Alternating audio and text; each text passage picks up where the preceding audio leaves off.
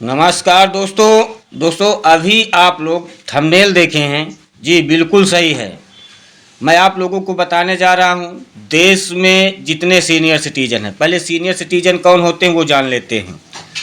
Senior citizen वो होते हैं जिनकी उम्र 60 वर्ष से ऊपर हो जाती है, वो सीनियर सिटीजन में आ जाते हैं। वो महिला हो या पुरुष हो, दोनों वर्ग के लिए वीडियो है, क्योंकि सरकार जितने सीनियर सिटीजन हैं उनको हर महीने पेंशन दे रही है।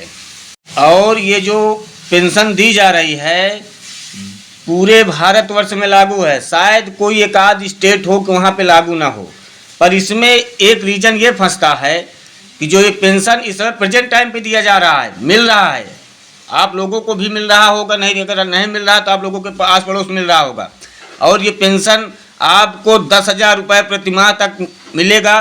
कैसे मिलेगा, उसके लिए आप लोगों को क्या करना होगा वो मैं पूरा डिटेल आप लोगों को इस वीडियो में बताऊंगा। आप लोग वीडियो पूरा देख लीजिएगा, तभी समझ में आएगा, नहीं तो समझ में नहीं आएगा। और अगर आप लोगों को कहीं समझ में नहीं आ रहा है तो उसके लिए मेरे वीडियो में एक छोटा सा कमेंट कर दीजिएगा। आपका छोटा मैटर रहेगा तो मैं कमेंट में सॉल्व कर दूंगा, बड़ा मैटर रहेगा तो वीडियो के एक पैकेज बना करके आप लोगों तक पहुंचाऊंगा। क्योंकि मैं ऐसी यूजफुल वीडियो बनाता रहता हूं और जो मैं बनाता हूं सच ही बनाता हूं, इसके सिवा कुछ नहीं बनाता हूं, क्योंकि मेरे जो सब्सक्राइबर उनको ये चीज़ मालूम है। तो अगर आपको कोई दिक्कत आए तो कमेंट करिए, आपको पूरा सोल्यूशन मिलेगा। उसके लिए आप लोगों को मेरे चैनल को सब्सक्राइब करके बेल आइकन कॉल पर सेलेक्ट करना होगा, जिससे कि आप कोई क्वेश्चन करें उसका आंसर मैं जैसे ही डालूंगा नोटिफिकेशन आप तक पहुँच जाए। तो चलिए आप लोगों को मैं बताता हूँ, सरकार आज प्रेजेंट टाइम पे देश के जितने सीनियर सिटीजन हैं उनको हर एक स्टेट में पेंशन दे रही है।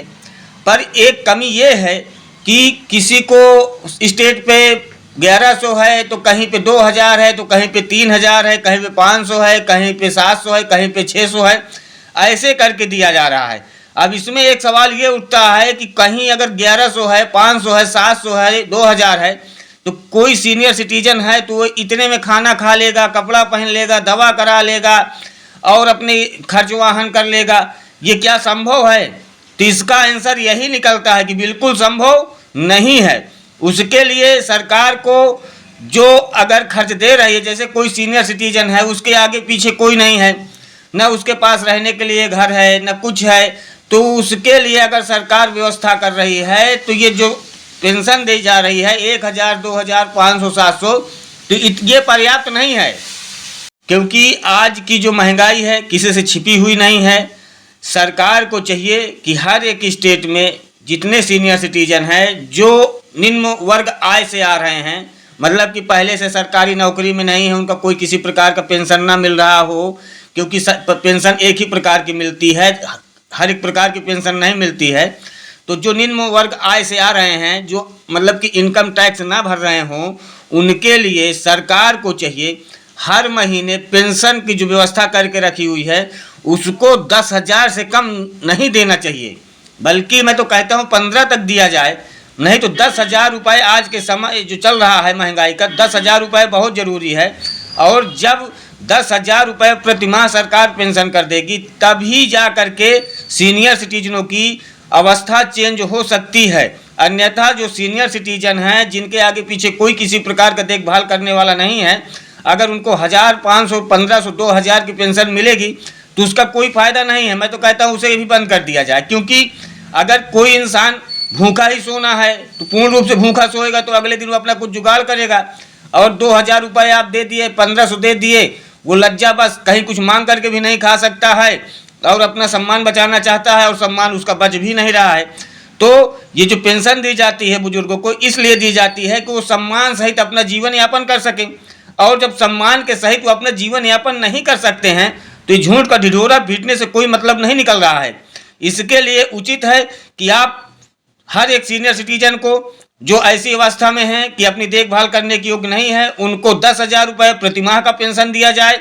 क्योंकि मैं सीनियर सिटीजन के सब्जेक्ट में वीडियो बनाता रहता हूं, सीनियर सिटीजन कार्ड के लिए है, सीनियर सिटीजनों को जब कोई किसी भी प्रकार का लाभ आता है तो मैं उनके लिए वीडियो तत्काल बनाता हूं। तो मेरे पास ढेर सारे कमेंट आते रहते हैं और कमेंट यही उद्देश्य से आ रहे हैं कि सर जी हमको जो ये पेंशन मिल रही है, ये पेंशन पर्याप्त रूप से पूर्ण रूप से हमारी व्यवस्था को नहीं ठीक कर पा रही है। तो आप कुछ ऐसा करिए कि जिससे हमको पेंशन में बढ़ोतरी हो जाए। तो उसके लिए तभी संभव है दोस्तों जब आप इस वीडियो को शेयर करेंगे, क्योंकि जब ये बात सरकार तक पहुंचेगी कि सीनियर सिटीजनों को इतने में पर्याप्त नहीं हो रहा है, तो सरकार भी कुछ सोचेगी। और ये तभी संभव है कि जब आपकी कोई आवाज़ उठाएगा, जैसे मैं आपके लिए आवाज़ उठा रहा हूँ, तो आप इसमें मदद करिए, वीडियो को शेयर करिए, कमेंट करिए, लाइक करिए और लोगों से चर्चा करिए। एक शाम को वक्त कहीं बैठते हैं तो लोगों से चर्चा करिए। हमारा एक ही उद्देश्य है कि सरकार तक आपके लिए ये बात मैं पहुंचा दूं कि सरकार आपको 10,000 प्रति माह की पेंशन दे, इससे कम ना दे। तब जा करके सीनियर सिटीजनों का गुजारा भत्ता हो सकता है और वो सम्मान सहित अपना जीवन यापन कर सकते हैं। अन्यथा कोई भी सीनियर सिटीजन सम्मान के सहित अपना जीवन यापन करने में मजबूर हो जाएगा।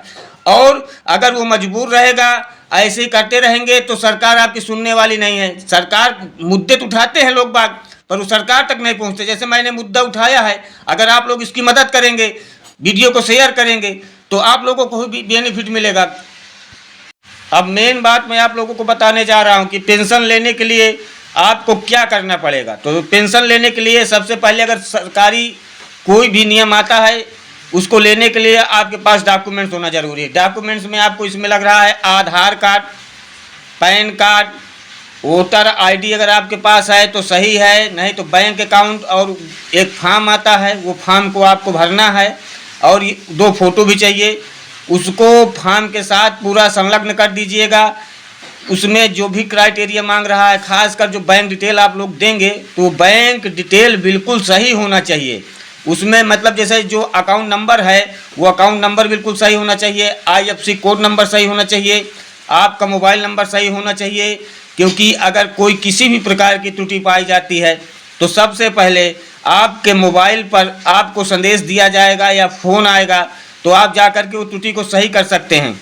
और जो आधार कार्ड पे नंबर आपका लगा हो वही नंबर आपको देना है, क्योंकि OTP आएगा अगर ऑनलाइन करेंगे तो OTP क्योंकि ऑफलाइन और ऑनलाइन दोनों तरीके से भरे जाते हैं। तो अगर आप ऑफलाइन भरना चाहते हैं तो उसके लिए कार्यालय में जा कर के आपको फॉर्म जमा करना पड़ेगा, या तो डाक के द्वारा आपको भेजना पड़ेगा। और अगर ऑनलाइन जमा कर रहे हैं तो जनसेवा केंद्र रास्ते में आपको हर जगह खुले दिख रहे हैं, वो लोग 100-200 रुपये लेते हैं, जो जैसा चार्ज इसका बन रहा है। वहाँ पे सारे डॉक्यूमेंट्स आप लेकर के जाइए और उनसे बताइए कि हम वृद्धा पेंशन योजना, ओल्ड पेंशन स्कीम के तहत हम एक फॉर्म भरना चाहते हैं। उसमें अब शहर इलाकों के लिए, जो शहरी क्षेत्र में रह रहे हैं उनके लिए जो आय है वो अलग दिया गया है, देहात वालों के लिए अलग दिया गया है। और अगर आपके पास BPL कार्ड है तो बहुत अच्छा है, BPL कार्ड वालों को कोई किसी प्रकार आय की ज़रूरत नहीं है। अगर BPL कार्ड नहीं है तो आपको आय प्रमाण पत्र बनवाना पड़ेगा। और हर एक स्टेट का एक अलग अलग आय दिया गया है, तो आप लोग सोच समझ करके गूगल से सर्च करके सब सही से पता करके उसी हिसाब से आय बनवा करके अपना काम करवा सकते हैं। तभी जा कर के आपको पेंशन मिलेगा। जब इतना कार्य कर देंगे, एक छोटा सा सर्वे आएगा, सर्वे में कोई बड़ी बात नहीं है, छोटा सा सर्वे होता है कि आप जो फॉर्म भरे हैं आप सही हैं कि नहीं सही हैं। जब आप सही हैं तो उसकी कोई दिक्कत नहीं है। तो अगर सर्वे जब हो जाएगा, उसके कुछ दिन के बाद अचानक ऐसा होगा कि आप जो अकाउंट लगाए हैं आपके मोबाइल पर मैसेज आ जाएगा कि आपका वृद्धा पेंशन स्कीम के हिसाब से जितना पैसा इस समय सरकार दे रही है वो आपके अकाउंट में डायरेक्टली आना स्टार्ट हो जाएगा और आपकी कुछ मुसीबतें हल हो जाएगी। और ये बार बार मुद्दा उठाया जा रहा है कि ये जो पेंशन है इसको 10,000 कम से कम किया जाए। तो पहले तो 15,000 नहीं 10,000 सभी सीनियर सिटीजनों को हर महीना मिलना चाहिए। तभी जा कर के जो सीनियर सिटीजन हैं उनका सही से भरण पोषण हो सकता है। और मैं सरकार से निवेदन करता हूं कि ये नियम जितने जल्द से जल्द हो लागू किया जाए, जिससे कि देश के जितने सीनियर सिटीजन हैं उनके आर्थिक अवस्था पे सुधार आ सके। क्योंकि आज अपने देश में जो सीनियर सिटीजनों की आर्थिक अवस्था है वो देखने को मिल रहा है। कोई बेटा बाप का करना नहीं चाहता है, चाहे वो दादा दादी हों, कोई मतलब कि जो इस समय नवयुवक हैं वो वृद्धावस्था में किसी की सेवा करना नहीं चाहते हैं, बल्कि उनकी संपत्ति को देखते हुए जो भी उनकी संपत्ति है उसमें हक जता करके उनसे किसी न किसी रूप से बिजनेस के लिए या कोई नौकरी के लिए करके उनसे लोन का है या तो उनकी प्रॉपर्टी बेचवा लेते हैं। बाद में उनको घर से बाहर निकाल दिया जाता है, उनकी देख रेख नहीं की जाती है।